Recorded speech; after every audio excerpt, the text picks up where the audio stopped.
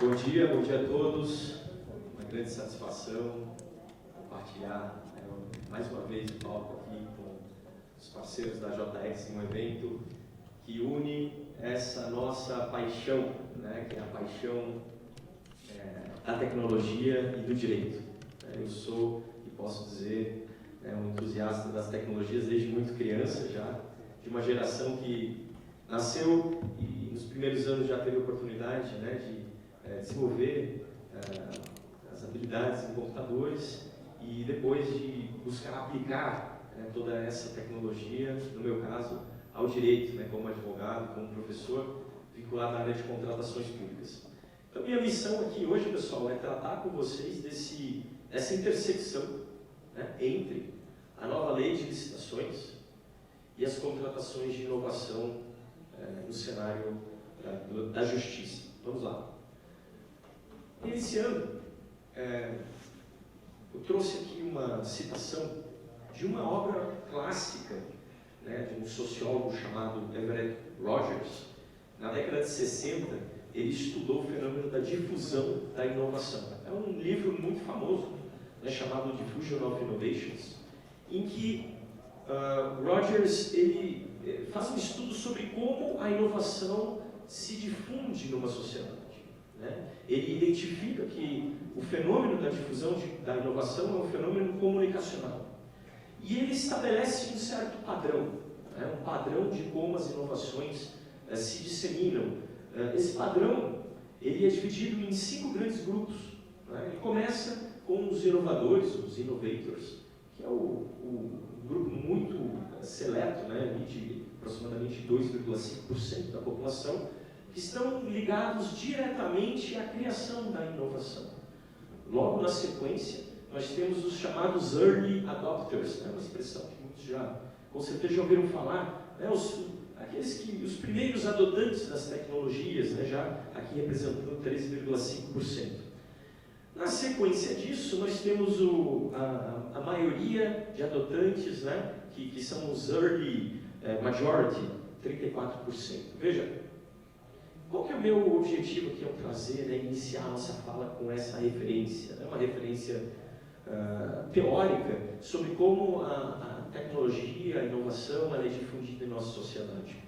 Porque quando nós olhamos as estatísticas contemporâneas da difusão da inovação, nós vamos perceber um fenômeno muito distinto do que acontecia nas décadas passadas. Né? Veja, aqui esse gráfico, né, essa estatística, ela diz respeito ao caminho que diferentes serviços tecnológicos de inovação seguiram para atingir, né, a grande marca de 100 milhões de usuários. Veja, Netflix, né, todos conhecem, levou 18 anos para atingir uma marca de 100 milhões de usuários. Né? Ele começou como uma locadora de DVDs, né, que obviamente se transformou e se repaginou com a evolução tecnológica. O Spotify, 11 anos para atingir 100 milhões de usuários. Né? Twitter, 5 anos. Facebook, 4,5 anos. Instagram, 2,5. YouTube, 1 ano e meio. TikTok, 9 meses. E o ChatGPT, 2 meses. Eu queria chamar bastante atenção para esse ponto, porque em novembro de 2022, quando foi lançado o ChatGPT, isso causou, né, um frenesi, um grande impacto. Em 2 meses, 100 milhões de usuários, em 6 meses, aproximadamente 1,5 bilhões de visitantes únicos por mês. Né? Claro, pessoas que visitam em dias diferentes acabam contando nessa métrica. Né? E muito impressionante, pessoal, as estatísticas relacionadas com a inteligência artificial generativa, no caso aqui o ChatGPT como seu vanguardista, tempo médio do usuário na sessão dentro do ChatGPT, mais de 7 minutos. Então veja, por que eu estou trazendo isso? Quando a gente une essas duas informações, né, essa informação teórica aqui de Everett Rogers, né, dessa linha, quase uma linha do tempo de como a difusão da inovação acontece, com as estatísticas contemporâneas esse primeiro passo da difusão da inovação acontecer com tanta intensidade, é que nós vamos perceber por que esse assunto nos interessa tanto. Veja, por que há 20 anos atrás, ou 15 anos atrás, ou mesmo 10 anos atrás, nós pouco falávamos sobre a administração pública ou o judiciário celebrar contratos de inovação? Né? Falava-se, claro, contratos na área de tecnologia, sim, mas contratos de inovação, eles representam um fenômeno muito mais contemporâneo. E é por isso que nos últimos anos, especialmente no último par de anos, esse assunto acabou vindo muito à tona. Por quê? Porque as tecnologias estão sendo disseminadas cada vez mais rápido, né, com uma intensidade cada vez maior. Essa curva aqui está sendo percorrida com uma velocidade maior, e é óbvio que o Poder Judiciário e todos os órgãos integrantes do sistema de justiça, eles, quando percebem a realidade, percebem a tecnologia se disseminando, querem também aplicar isso ao seu contexto. Bom, então, diante desse cenário, né, quando nós analisamos aqui a inovação no Poder Judiciário, até coloquei uma expressão, da informatização à automação do processo. Nas últimas 2 décadas tivemos um fenômeno de inovação, com certeza. A informatização do processo judicial, que aconteceu antes da informatização de outros processos estatais, como os processos administrativos. Veja, o processo eletrônico no judiciário, ele somente agora, no mundo das licitações, é que foi incorporado de forma plena no Portal Nacional de Contratações Públicas. Só em 2021 está em fase de implementação. Já no Poder Judiciário, isso é um fenômeno que já ocorre há mais de década. Então, os órgãos do sistema de justiça sempre foram vanguardistas na incorporação e na absorção de tecnologias, né, nas suas diversas funções. E quando a gente analisa a fronteira dessa inovação, vimos vários depoimentos aqui nos vídeos, né, nos debates do evento, nós vamos perceber, por exemplo, né, apenas a título de exemplo, aplicações relacionadas à blockchain, por exemplo, né, a autenticação de documentos, mas muita aplicação relacionada à inteligência artificial, que é essa grande, não é exatamente uma novidade, né, mas a ênfase com que ela é tratada, ela sim, né, é uma grande novidade. Basta olhar a programação do dia de hoje aqui, do nosso evento. As palestras, né, são, não diria todas, mas majoritariamente vinculadas ao tema de como aplicar essa inteligência artificial aos processos judiciais ou ao serviço de jurisdição. Então, veja, gestão de acervo processual, análise de petições, minuta de despachos, minuta de decisões judiciais, jurimetria, atendimento ao público, os métodos extrajudiciais, solução de conflitos, todos eles têm um grande potencial de se beneficiarem, né, da aplicação dessas tecnologias. Quando nós falamos em inovação, né, e aqui eu vou trazer um conceito legal, é importante que nós tenhamos uma clara, né, segurança em poder afirmar que a inovação ela não é apenas aquela inovação disruptiva. Ela não é apenas aquela tecnologia que simplesmente chega e substitui completamente um processo, um serviço, tal como ele era antes feito. Na Lei de Inovação, Lei 10.973, alterada em 2016, temos uma definição legal que traz a inovação como uma novidade ou um aperfeiçoamento, né, no ambiente produtivo que resulte em novos produtos, serviços, processos ou agregação de novas funcionalidades ou características ao produto já existente, que busque alguma melhoria, né, que busque algum ganho de qualidade. Isso vai ser importante, pessoal, a gente entender que a inovação, então, ela não é apenas aquela disruptiva, mas também aquela incremental, porque isso vai nos dar um pouco mais de segurança para saber que tipo de contrato que nós vamos poder ter, né, com a iniciativa privada para buscar essa inovação. A inovação no Poder Judiciário, portanto, né, obviamente, parto da premissa de que ela é necessária e de que ela é essencial e de que ela é inevitável, ela passa por uma pergunta sobre como contratar. Por que como contratar? É óbvio que existem soluções que podem ser criadas in-house, digamos assim, os próprios esforços e recursos do Poder Judiciário. No entanto, assim como a administração pública faz em todas as áreas de sua atuação, na área de educação, na área de saúde, na área de infraestrutura, a administração pública contrata com o mercado soluções, produtos, serviços E a grande questão vai ser como contratar, né? Existe um certo mito que está representado aqui nessa tela, de que de um lado nós temos, né, aqui todas essas disrupções, né, inteligência artificial, geometria, blockchain, analytics, big data, etc.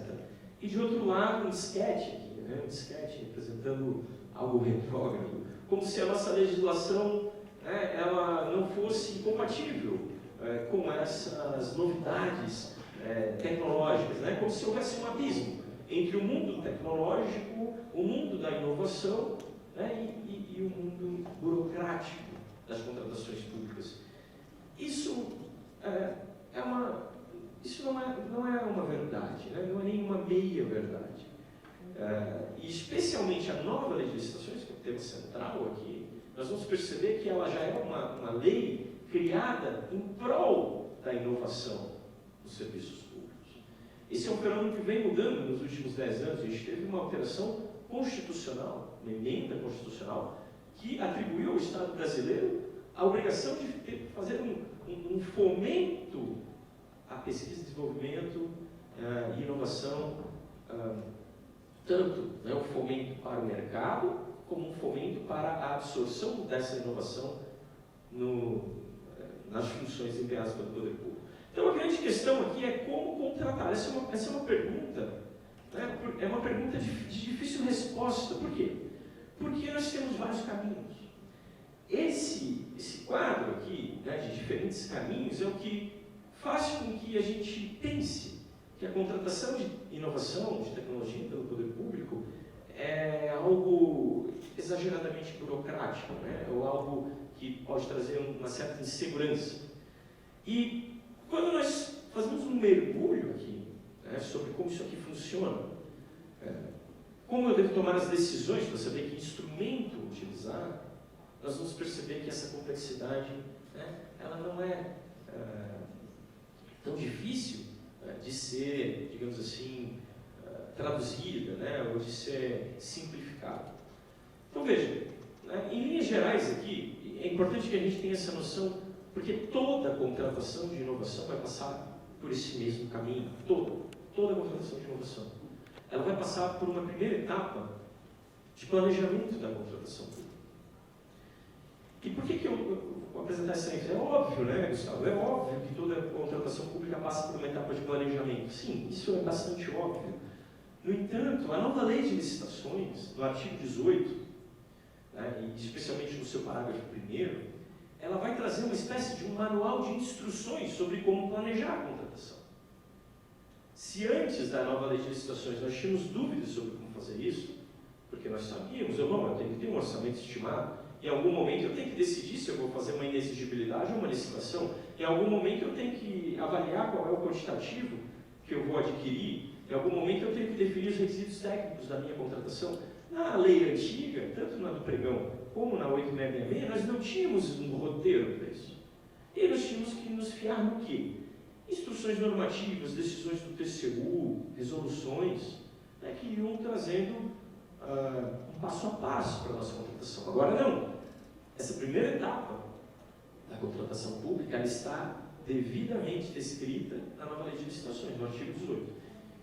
E essa etapa, né, veja, ela vai partir sempre de um mesmo ponto de partida, sempre de um início comum, que é o seguinte: qual é a necessidade pública, qual é o problema, qual é o desafio a ser enfrentado? Essa é a primeira pergunta de qualquer contratação. Antes de nós pensarmos, será que eu vou fazer um CPSI, pelo Marco Legal das Startups? Será que eu vou fazer um diálogo competitivo? Será que eu vou fazer uma dispensa, uma encomenda tecnológica, vou contratar por inexigibilidade?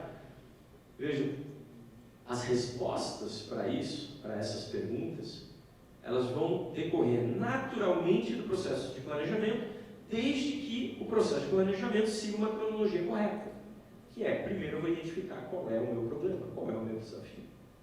Uma vez que eu detectei qual é o meu problema, qual é o meu desafio, qual é a minha necessidade, a minha demanda, eu passo por uma segunda etapa de planejamento ainda, que é uma etapa investigativa sobre as potenciais soluções que existem. Tudo isso acontece dentro de um denominado VTP. Tá? Eu quero trazer alguns detalhes para vocês a respeito disso daqui a pouquinho. Bom, uma vez que eu, então, identifico a minha demanda, né, vamos supor, o meu problema, qual é o meu problema? Eu tenho um excesso de acervo de processos judiciais nos gabinetes. Esse é um problema. Né? Esse excesso, então, ele vai precisar ser analisado sob o ponto de vista do porquê que existe esse excesso. Será que é porque existem poucos magistrados? Será que é porque os processos ainda são físicos? Provavelmente não. Né? Será que é porque o meu sistema de integração, né, entre o gabinete e o PJE, por exemplo, ainda né, existem alguns gargalos? A partir do momento que eu identifico esse problema, a avaliação das soluções ficará muito mais simples, né, quando isso está devidamente identificado no papel. E aí vai ficar muito mais fácil eu decidir aqui qual é o caminho que eu vou seguir. Né, porque conhecendo, então, cada um desses instrumentos, bom, o pregão eu sei que é para bens e serviços comuns. Né, se o problema, né, de excesso de acervo no gabinete é um problema de falta de equipamentos de hardware, talvez eu possa simplesmente fazer uma aquisição por meio de pregão de novos computadores, de novos processadores, de novos periféricos. Né? Ou então, não. Existe um problema que ele não pode ser solucionado a partir da contratação de novos concursos, de novo, mais pessoal. Esse não é um bom caminho. Eu preciso de uma tecnologia, né, que permita o aumento da produtividade por cada servidor público vinculado ao tribunal, por cada membro da magistratura. Bom, então, né, se eu vou precisar de uma tecnologia que ainda não existe, uma tecnologia que é uma inovação, ou seja, é algo que precisa ser criado, seja melhorado, né, ou de forma disruptiva, eu com certeza já não vou mais passar aqui pelo pregão, eu provavelmente também não vou passar pela concorrência, vão surgir outras opções, né, eventualmente um CPSI, eventualmente um diálogo competitivo, eventualmente uma encomenda tecnológica na dispensa. A depender do valor, né, eu posso já contratar uma POC, né, a partir de uma dispensa em razão do valor, uma possibilidade, ou uma inexigibilidade. Vou mostrar aqui um pouquinho para vocês um pouco mais a respeito dessas opções. Então veja, exemplos de questões que precisam ser trazidas no momento do planejamento. É possível descrever detalhadamente o problema, o desafio, a demanda? Eu conheço, né, de forma a conseguir descrever essa minha demanda, em termos técnicos? Existem especificações técnicas para a solução? Porque pode ser que não exista, e tudo bem. Pode ser que eu só tenha a descrição do problema, eu não tenha a descrição da solução, e isso não é um impeditivo para se seguir a contratação. É apenas um direcionador para algumas modelagens de contrato em que a solução é proposta pelo próprio mercado. Não sou eu que defino qual é a solução. Eu tenho já um orçamento estimado, porque a depender do meu orçamento, isso pode direcionar ou pode excluir algumas opções de contratação. Eu vejo que esse é um problema muito comum. Muito comum. Órgãos do Poder Judiciário, sistemas de justiça, às vezes participam, fazem programas de inovação aberta, escutam uma série de startups, ouvem os pitches, lançam os desafios, mas depois não sabem qual instrumento utilizar. Então, isso é uma barreira que a gente precisa superar. E aqui, né, exemplos de perguntas que vão nos levar a responder aquelas questões. Eu consigo resolver a minha demanda com uma mera adaptação de soluções disponíveis no mercado? Veja, se nós perguntássemos em 2022 sobre a possibilidade de aplicar uma inteligência artificial generativa aos processos judiciais, ao processo de confecção de uma minuta de uma decisão, nós teríamos uma resposta. Existe tecnologia disponível em 2022, estável, para auxiliar a minutagem de decisões judiciais? Olha, provavelmente, a maturidade tecnológica daquela época levaria uma resposta aqui negativa. Já hoje, atualmente, se nós fizermos a mesma pergunta, é possível adaptar soluções disponíveis já no mercado nós vamos ter uma resposta, né, possivelmente positiva com a integração. Essa segunda era, né, da inteligência artificial, que é a era não do lançamento da generativa dela de forma pura, mas a aplicação de inteligência artificial, né, de forma coordenada com outras aplicações, com Big Data, por exemplo. Né? Eu uni a engine, por exemplo, da OpenAI, né, com um banco de dados próprio, os meus precedentes, ou os precedentes daquele magistrado, as decisões que ele já proferiu ao longo da vida, e assim fazer com que eu tenha, então, por exemplo, uma inteligência artificial personalizada, específica, que atende aquele magistrado específico. Isso, certamente, aqui no meu planejamento, né, levaria, num levantamento de mercado, uma provável resposta aqui hoje positiva e muito útil, né, para a melhoria da qualidade dos serviços de justiça. Então, eu já sei qual é o nível de maturidade tecnológica das soluções disponíveis. E outra pergunta, existe viabilidade de competição? Porque se a resposta aqui for negativa, pode ser que uma única empresa já tenha um serviço que se adequa à minha necessidade. Pode ser que tenha uma única empresa, um prestador de serviço exclusivo, um software as a service que foi criado, que se adequa ao que eu preciso. Então eu já tenho resposta. Qual é o caminho que eu vou seguir aqui? A inexigibilidade. Se não existe viabilidade de competição, um caminho totalmente possível é a inexigibilidade. Bom, eu sei que estou falando aqui com os maiores especialistas em tecnologia, né, aplicada ao sistema de justiça, mas faço questão de trazer esse método aqui, que é o método hoje utilizado em maior escala para avaliar o nível de maturidade tecnológica de uma solução. O método dos TRLs, né? Technology Readiness Levels, que vai de 1 a 9, né? Começando com meros princípios básicos observados daquela solução tecnológica, até o TRL 9, que seria a solução tecnológica já aplicada na satisfação da demanda em âmbito comercial, né? E de forma escalável. Então, veja, essa avaliação aqui é uma avaliação técnica, né, da solução que eu pretendo aplicar para o meu desafio, uma avaliação de qual é o TRL, qual é o nível de maturidade tecnológica dessa solução, importa demais para que eu possa escolher qual o caminho jurídico que eu vou adotar para a contratação. Se eu tiver uma solução TRL 9, é muito provável que eu vá contratar por pregão ou por inexigibilidade. Muito provável. Né? Uma solução que já está pronta, ela já está disponível, já é aplicada no mercado. Se houver competição, muito provavelmente será um pregão. Se não houver competição, uma solução pronta, porém, em razão de alguma circunstância de mercado ou de propriedade intelectual, só uma empresa fornece, não tem TRL não vou contratar por inexigibilidade.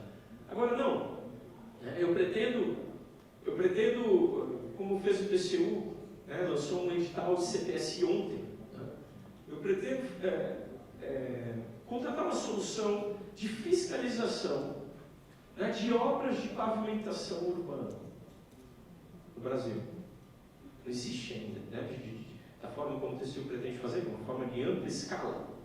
Não existe essa tecnologia ainda. Veja, o que o TCU descreve no edital dele? Depois eu vou mostrar aqui a página para vocês poderem também acessar. O TCU descreve qual a solução? Ele fala, não, é o seguinte, vamos monitorar as obras de pavimentação urbana por meio de geoprocessamento, por imagem de satélite. Ele descreve a solução? Não. Ele descreve o problema. Porque a solução pode ser por geoprocessamento, pode ser por imagem de satélite, mas pode ser também por imagem de drone. Uma rota tecnológica completamente diferente, que pode atingir, a depender de como ela for construída, os mesmos resultados. Então, quando eu tenho uma tecnologia com um nível de maturidade menor, 3, 4, veja, eu só tenho uma prova de conceito ou as funções críticas comprovadas,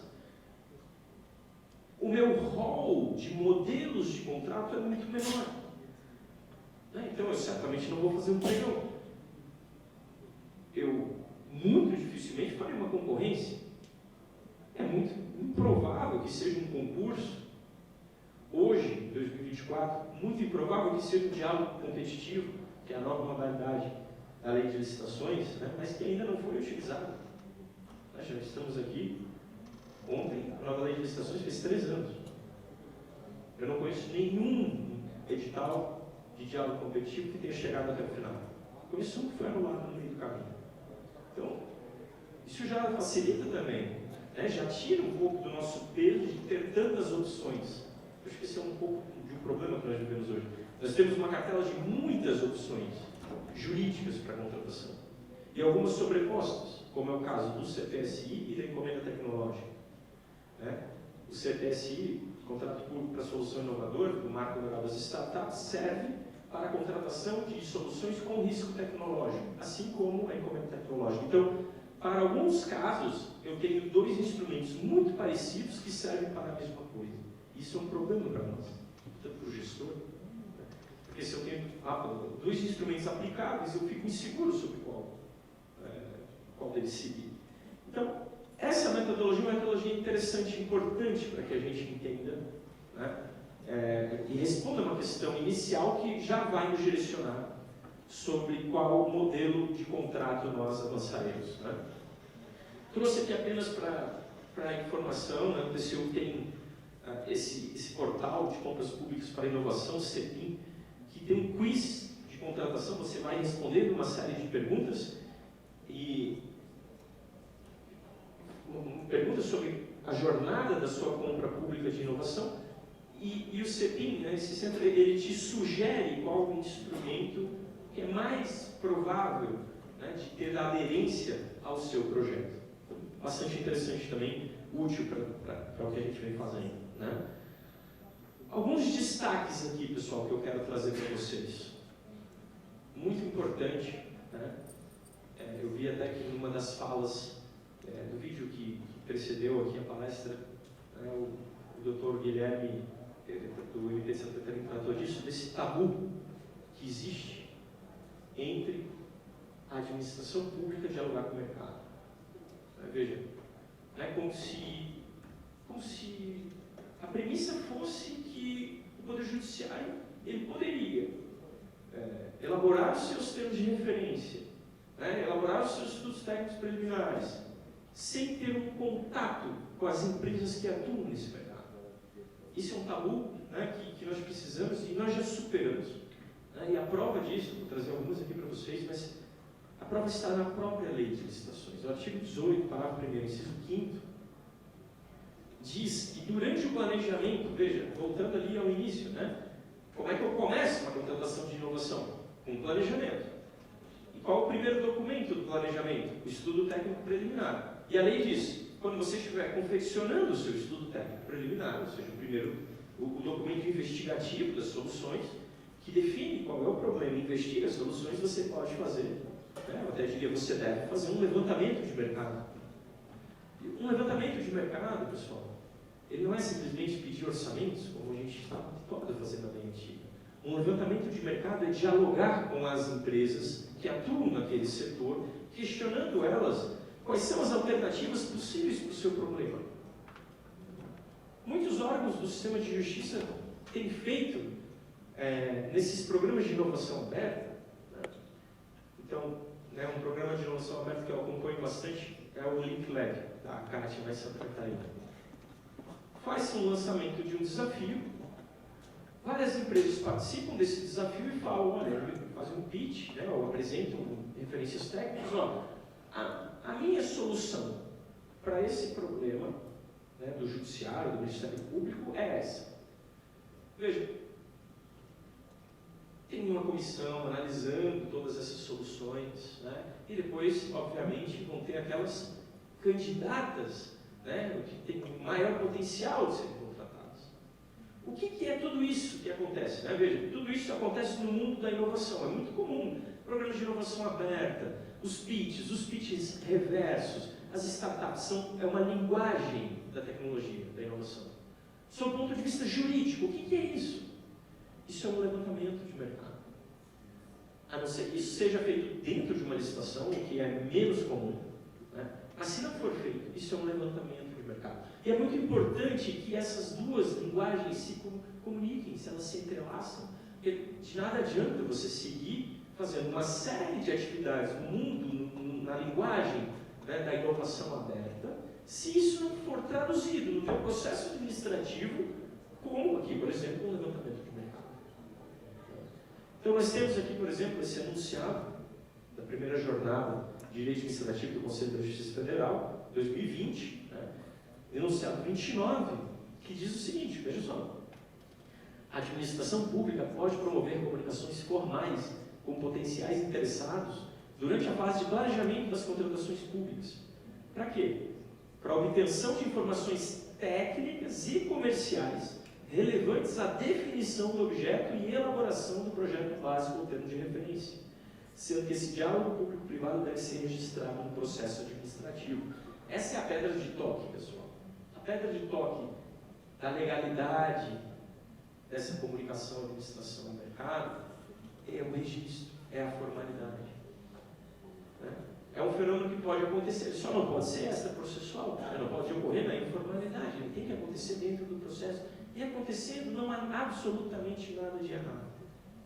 Né? Respeitando-se, obviamente, os princípios aplicáveis, né, à atuação administrativa. Bom, a nova lei de licitações, eu vou me encaminhando aqui para o final, né, e a partir de agora eu quero fazer apenas algumas menções aqui, né, de um conteúdo que mereceria até um aprofundamento em outro momento, né, talvez com um tempo maior para que a gente pudesse mergulhar em cada um desses instrumentos. Mas a nova lei de licitações, ela traz o PMI, por exemplo, Procedimento de Manifestação de Interesse, que é uma forma estruturada de dialogar com o mercado, a partir de um chamamento público, né, com o lançamento de um edital de chamamento público, a participação das empresas. Nós temos, né, quando olhamos, então, a lei de licitações, vários instrumentos, pregão, concorrência, diálogo competitivo, o CPSI. Infelizmente, não vamos ter tempo para, digamos assim, estudá-los aqui, cada um deles, né, são muitos. Nós temos a inexigibilidade como uma possibilidade também, tanto a inexigibilidade pela exclusividade, que é uma novidade da nova lei, tá? Porque a nova lei fala, diferentemente da antiga, a nova lei traz a hipótese expressa da inexigibilidade pela exclusividade do prestador de serviço. A lei antiga falava só do fornecedor. Fornecedor é produto, é bem, é compra. Né? Prestador de serviço é uma obrigação de fazer. Isso se adapta à nossa realidade atual, em que nós temos os seguintes serviços, por exemplo, não só o software as a service, mas a gente tem o infrastructure as a service, por exemplo, database as a service, device as a service, containers as a service. Ou seja, houve uma mudança na forma como o mercado oferece essas utilidades, né, ao público, e a nova lei de licitações está adaptada. Se apenas um fornecedor, um prestador de serviços te oferece aquilo que mais se adequa à tua necessidade, você contrata diretamente.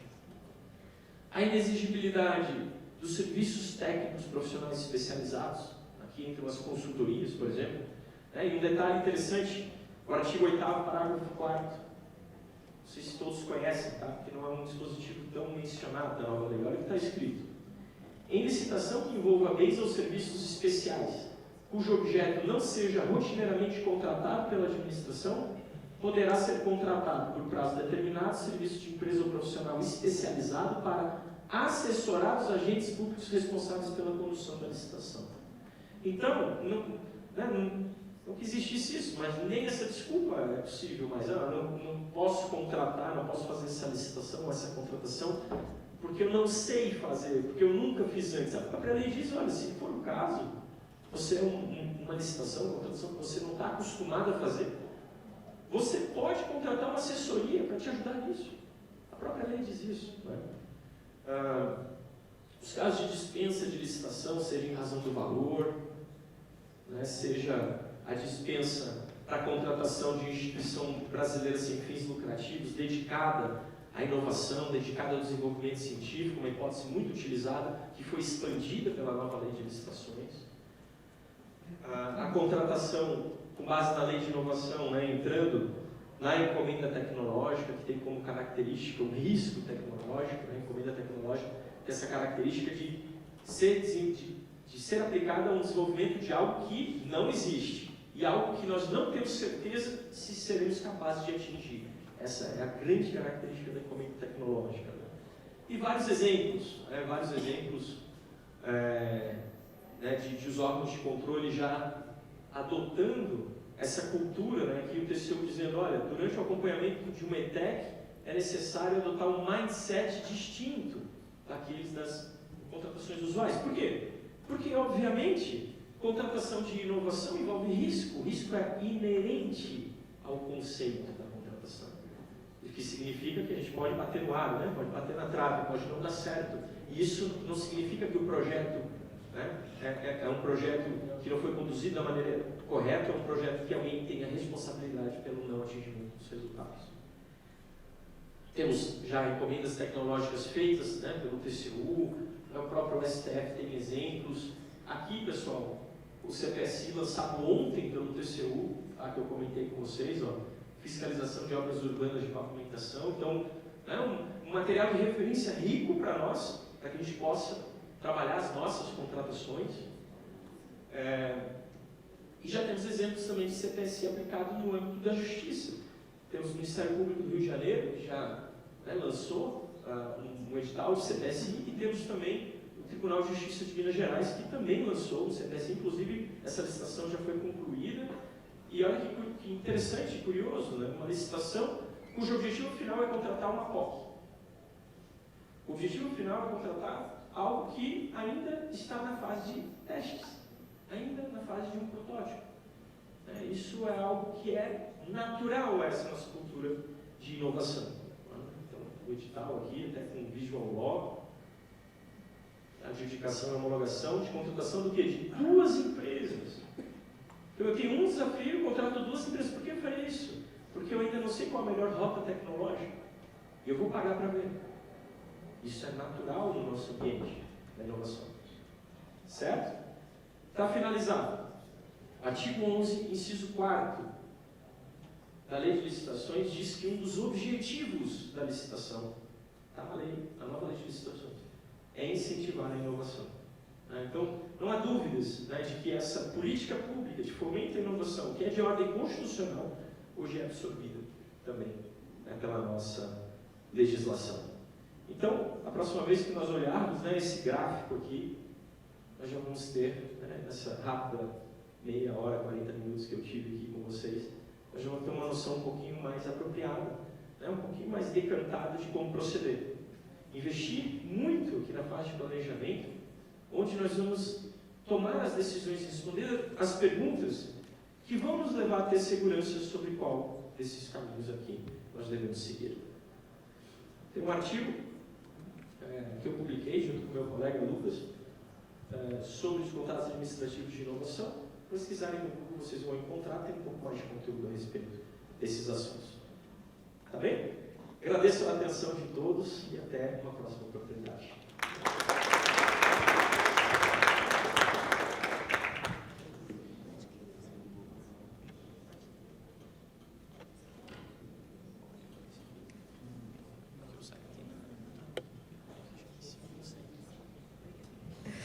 Obrigada, doutor Gustavo, por compartilhar conosco seus conhecimentos, que também estão aqui nesse livro, Contratação de Inovação na Justiça.